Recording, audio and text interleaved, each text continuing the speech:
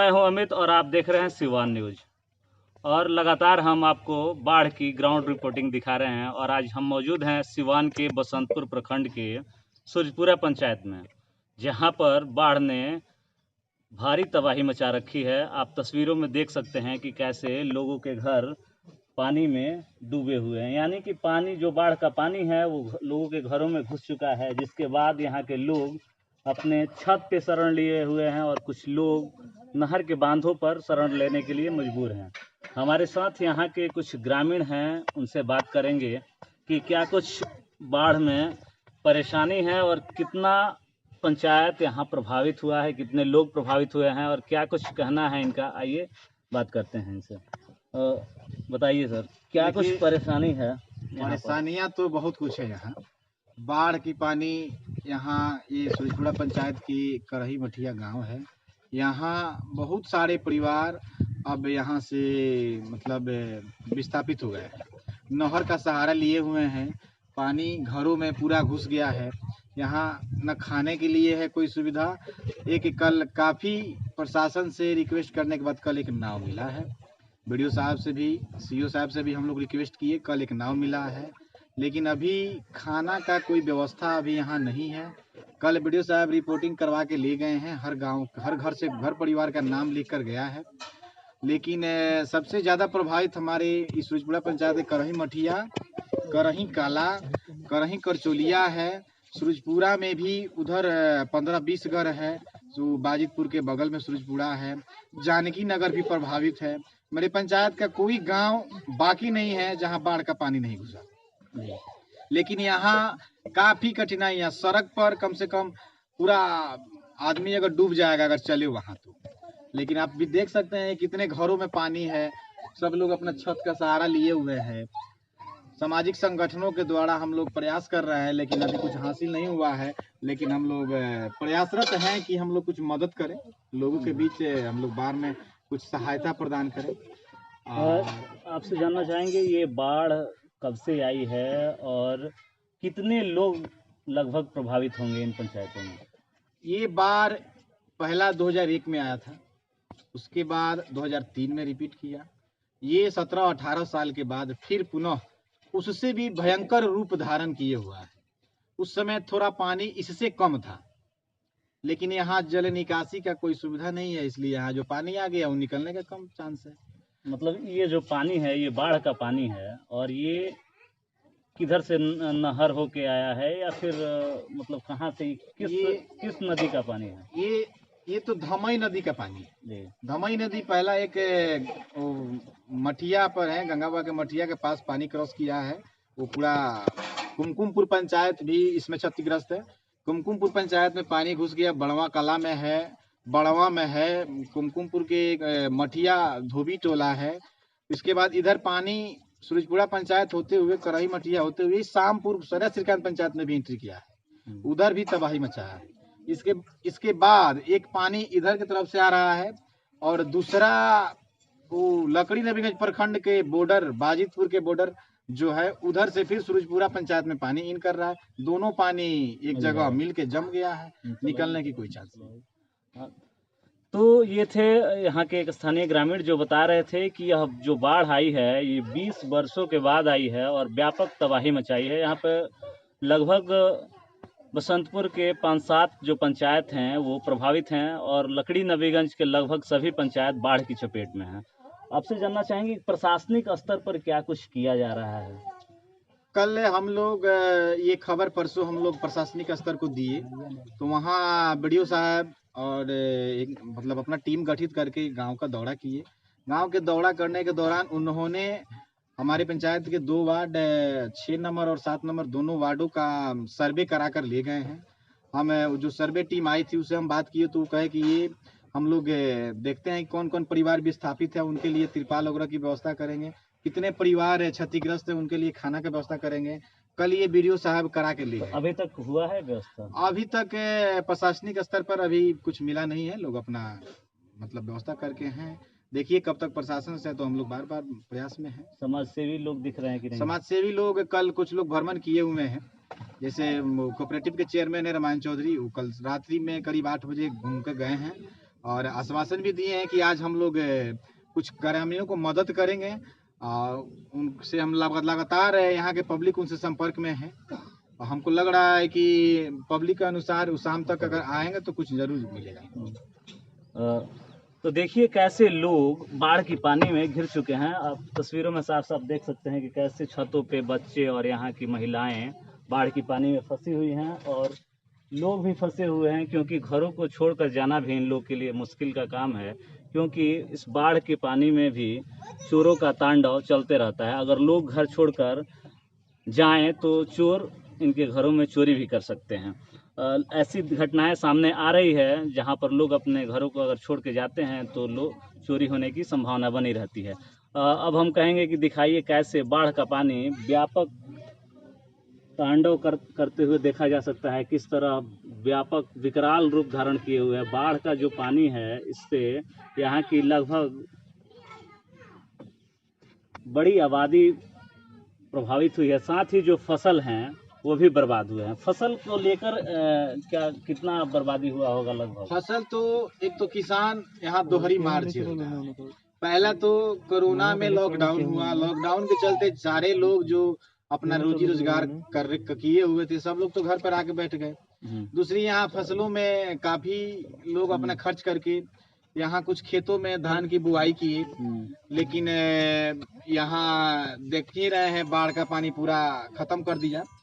और दूसरा किसान काफी निराश हैं, उनके पास अब मतलब खाने का तो कुछ है ही नहीं। लेकिन यहाँ दोनों गया, किसान का जो पैसा था कुछ बचा के रखे थे वो तो गया ही, और यहाँ जो घर का अब तो रहने का सवाल है, वो लोग रहेंगे कहाँ? फसल का तो बातें खत्म कर दीजिए, अब तो गया, बर्बाद हो गया। जो होना था पैसा भी गया और फसल भी गया। अब सबसे बड़ी सवाल है यहाँ लोग अपने रहने के लिए काफी कठिनाइयों का सामना कर रहे हैं और सोच रहे हैं कि हम लोग अपना जिंदगी ये बाढ़ जितना दिन रहेगा कैसे निपटे इससे। तो कारण है कहीं ना कहीं यहाँ किसान यहाँ दोहरी मार झेल रही है और सरकार एसी में बैठ के और अपना देख रही है, चुनाव की तैयारी में है। बताइए यहाँ के मुख्यमंत्री वर्चुअल रैली करा रहे हैं हर विधानसभा। भाई आप बताइए कि विधानसभा में वर्चुअल रैली, आखिर जनता रहेगी तब तो वोट होगा, वोट देगा कौन? यहाँ जनता रहेगी तो सरकार बनेगी या नहीं बनेगी, लेकिन जब जनता ही नहीं रहेगी तो किस काम का सरकार? तो अभी आपके अनुसार अभी चुनाव स्थगित करना चाहिए? बिल्कुल करना चाहिए। एक तरफ बड़का जो इंजन है जिसको हम लोग मोदी जी कहेंगे, प्रधानमंत्री जी को, राम मंदिर में लगे हुए हैं, और दूसरा यहाँ का इंजन जो सुशासन बाबू हैं, ये बेचारे अपने चुनाव की तैयारी में है। जनता मरे उससे मतलब नहीं है। सरकार बिल्कुल स्पष्ट चुनाव आयोग पर भी प्रेशर बनाई है कि चुनाव करा लिया जाए, लेकिन जनता सिरे से खारिज करेगी, चुनाव को रोकेगी। जब चुनाव को अगर सरकार दबाव बना रही है तो लोकतंत्र का हनन होगा, इसके सिवा मतलब जनता नहीं चाह रही है कि चुनाव। तो इनका कहना है कि एक तरफ तो कोरोना है, दूसरे तरफ बाढ़, यहाँ की जनता दोहरी मार झेल रही है, और वही जो सरकार है और चुनाव आयोग है वो चुनाव कराने पे आमादा है। अब बताइए कि इस बाढ़ के पानी में अगर चुनाव होता है, आने वाले दिनों में ही चुनाव है, तो लोग कैसे वोट करेंगे और किस आधार पे वोट करेंगे? यहाँ पर प्रशासन पूरी तरह फेल्योर दिखता है। ये मान लीजिए कि प्राकृतिक आपदाएं हैं, लेकिन जो इंतजामात होने चाहिए सरकार के द्वारा वो यहाँ पे नाकाफी साबित हो रहे हैं। अभी तक आश्वासन ही मिल पाया है प्रशासन के द्वारा। और आप देख सकते हैं मेरे पीछे तस्वीरों में कि कैसे बाढ़ का पानी लोगों के घरों को प्रभावित किए हुए, लोगों के घरों में घुस चुका है। यहाँ के लोग, कुछ लोग छतों पे फंसे हुए हैं और कुछ लोग नहर पे शरण लिए हुए हैं। यहाँ से मवेशियों को ग्रामीणों द्वारा निकाल लिया गया है, लेकिन यहाँ के जो लोग हैं वो अपने घरों को छोड़कर जाने से हिचक रहे हैं, क्योंकि इनकी संपत्ति का सवाल है। यहाँ के लोग अपने घरों में चोरी होने की आशंका से डर रहे हैं, जिसके चलते लोग छतों पे शरण लिए हुए हैं।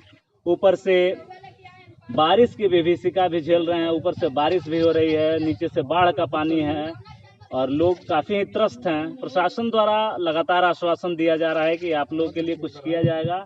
यहाँ पर कल जिले से और प्रखंड के जो आला अधिकारी हैं वो भी निरीक्षण कर चुके हैं, लेकिन अभी तक सरकारी सहायता के नाम पर कुछ भी उपलब्ध नहीं कराया गया है।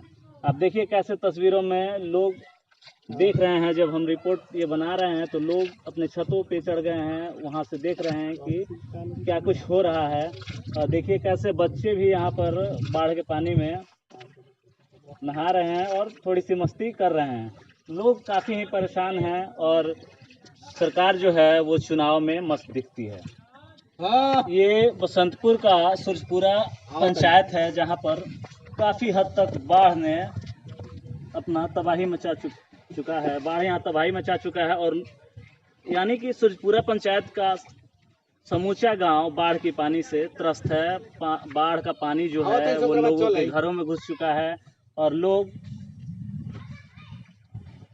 असहाय बेसहारा की तरह अपने घरों में फंसे हुए हैं। कुछ लोग नहरों पे शरण लिए हुए हैं और कुछ लोग अपने घरों में ही फंसे हुए हैं। मवेशियों का जहाँ तक बात है तो मवेशियों को लोगों ने नहर के बांधों पे ले जाकर रखा है और वहाँ पर किसी तरह चारे की व्यवस्था करके उनको खिलाया जा रहा है।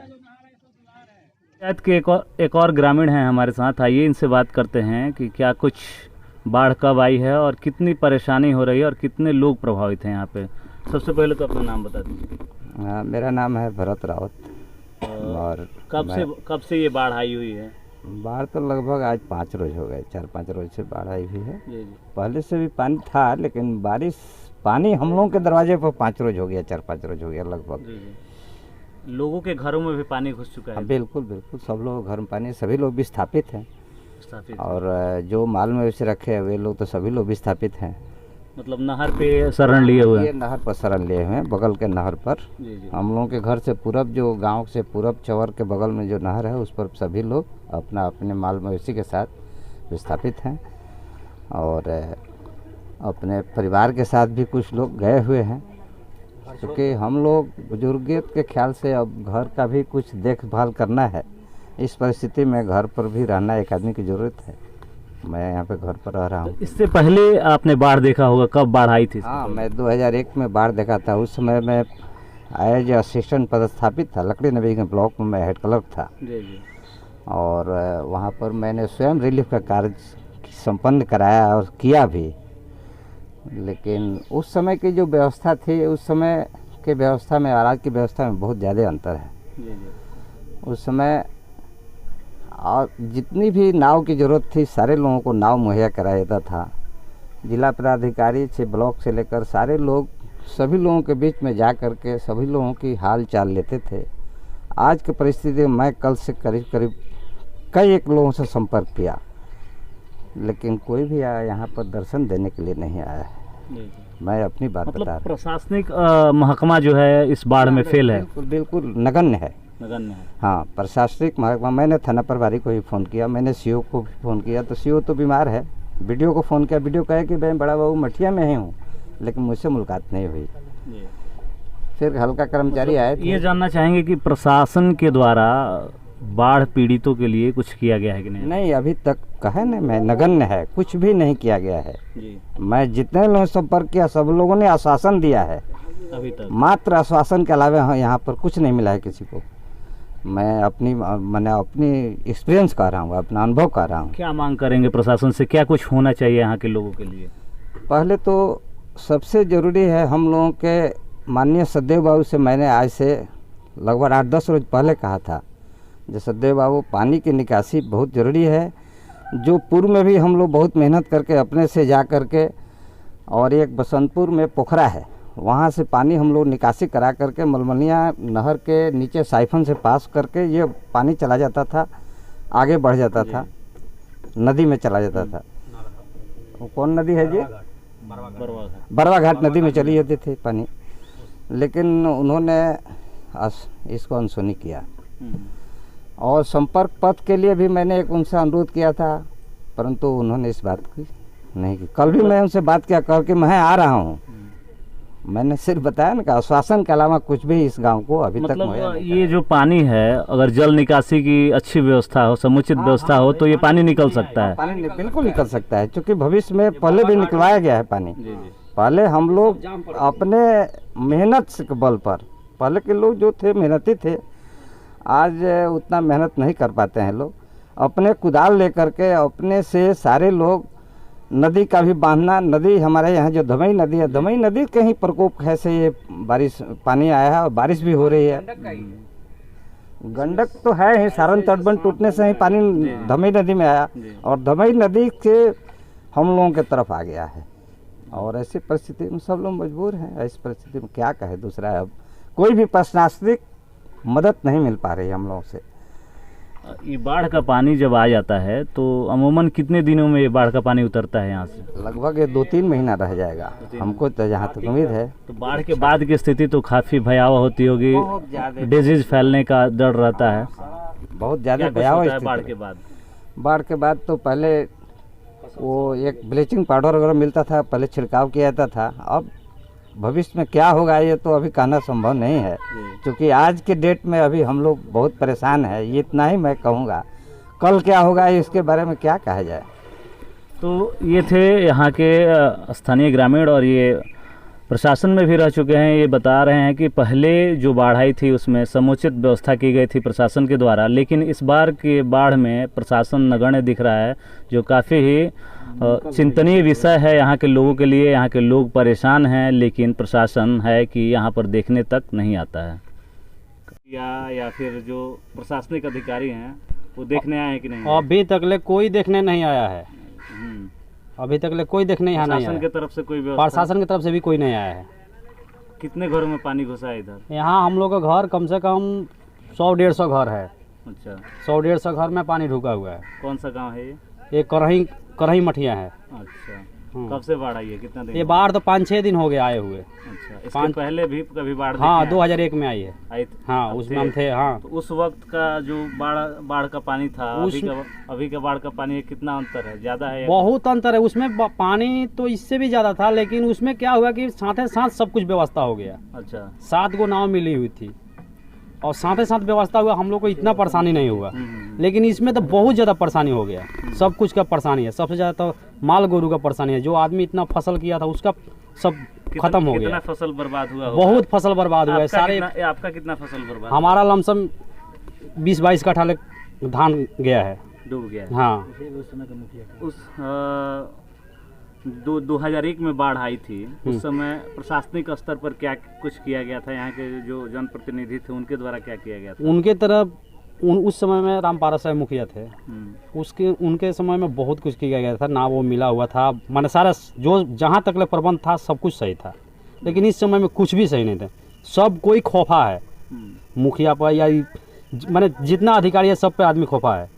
हाँ, अभी तक कोई देखने नहीं आया। कौन मरा कौन जिया। अभी स्थिति आप देखिएगा, किसी के घर में खाना बनाने का। ये जो सड़क है ये पिच सड़क थी? हाँ, पिच सड़क है। ये पूरा टूटी हुई है, पूरा ये बाढ़ के पानी से पूरा टूटी है। ये आगे पुल है, ये भी धंसने वाली है, धंस भी गई है। पूरा टूटा हुआ है। यहाँ गाड़ी वाड़ी पार भी नहीं कर पाएगी। गाड़ी पार करेगी तो वो एक्सीडेंट हो सकता है, चाहे आदमी गिर सकता है, कुछ भी हो सकता है। इधर से तो बंद हो गया ना? हाँ, पूरा बंद हो गया है। इधर से कोई गाड़ी वाड़ी नहीं आ रहा है। पूरा बसंतपुर इधर जाना पड़ता है, तो कम से कम हम लोग को 6 किलोमीटर दूरी से जाके घूम के आना पड़ता है। हम लोग का यही चाहिए कि कम से कम हम लोग का पानी का निकास हो जाए। तो पानी का निकास कैसे होगा? आखिर ये तो बाढ़ पानी का निकास सरकार चाहेगी तभी होगा ना। कहाँ इसको मिलाया जा सकता है? कहाँ इसको बरवा घाट में ही मिलाया जा सकता है, तभी जाके वो नदी में पानी गिरेगा। अच्छा, हाँ, इसका बरवा घाट में लिंक है। कोई काम होता है तो खाड़ी झाड़ दिया जाता है और हो गया, काम हो गया। बस थोड़ा दूर हो गया और मेन जगह पर कोई जाता ही नहीं है, जहाँ पुल लगाना है। बड़ा बड़ा बोमा, वहाँ इतना मोट के, जहाँ पानी इतना पानी है, इतना मोट के बोमा लगाने से क्या होगा? वहाँ बड़ा पुल चाहिए ना, पानी पार कराने की व्यवस्था नहीं। हाँ, वहाँ पुल होना चाहिए। Fabric house porta cabin artificial दीवार, भूकंप विरोधी, fire resistance, light weight, space saving, eco friendly घर, कम खर्च और कम समय में बनवाए जितेंद्र दुबे से। बड़ा से बड़ा हॉल बिना पिलर के तैयार मात्र 15 दिनों में।